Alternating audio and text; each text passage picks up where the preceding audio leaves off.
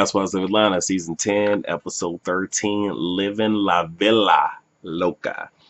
All right, so there's this 50 cent challenge Cynthia's doing. Um, what the fuck did I write here? Okay, so I guess one was be intimate with someone. She says Candy. Marlo says she should bring Candy to her etiquette class. That whole fucking thing, whatever.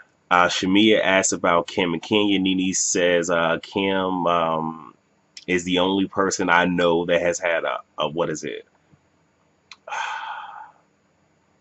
I guess what is it? Heart surgery, thyroids, blood clots, cancer, and it's still being negative. The hotel they had wasn't ready, so they go and have lunch at another location.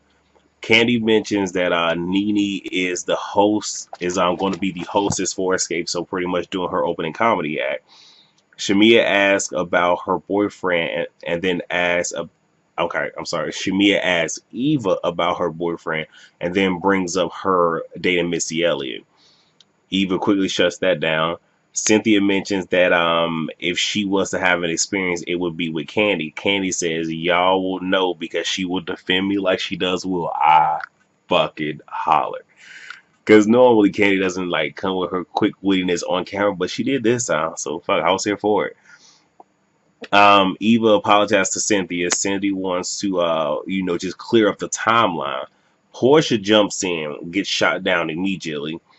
Needy wonders if he told a fib and how can she believe him when you've known the girls longer. And Cynthia says, well, it's hard to believe anything Portia says given, their history and her, and also you saying you heard stuff like when you did with Candy. Now I know a lot of people just like, you really can't compare apples to oranges, but there and I'm going to do two things here. First, when it comes to the whole her saying different things, she said a lot of shit about Peter and whatnot. Do we know if Peter cheated or not? We don't really know. But it's kind of hard when she was steady throwing those daggers at Cynthia, and now you want to come with this. It's kind of hard to fucking believe, especially you also saying, well, you heard these things about Candy wants to do X, Y, and Z, and that shit not coming out to be true at the same exact time.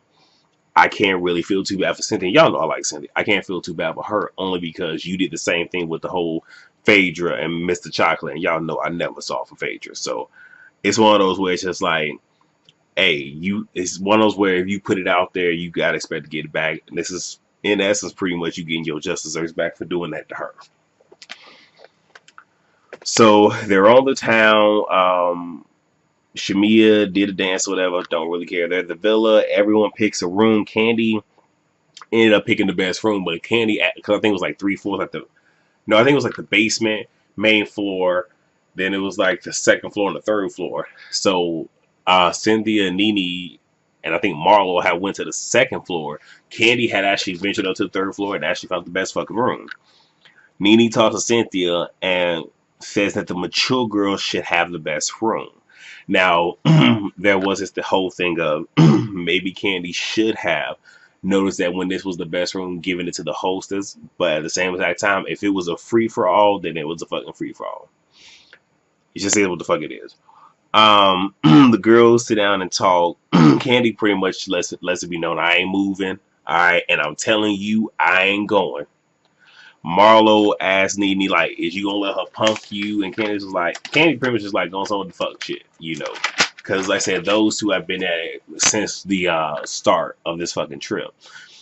So then you got Sheree, Shamia, and Portia. They call Kim. Kim says that she should have come since Kenya isn't there, which is just like, okay, so is that really the reason why you didn't come? What the fuck ever. Portia says that, oh, I was going to say something, but no, I probably shouldn't bring it. I probably should wait. I think she knew what she was doing, but she pretty much just says how she's a great, courageous person and that, she has family that have dealt with cancer. Kim goes off because she said, I never fucking had cancer, and pretty much is saying that Nene was making light of her medical situations and pretty much says that, you know what, Nene is trash, she's scum. Parks and Handicap Parking has wrote you like, I want to send you guys something. At dinner, there's his whole elder versus mature talk. Marlo and Candy. kind of get into the whole where you're dry, you need etiquette.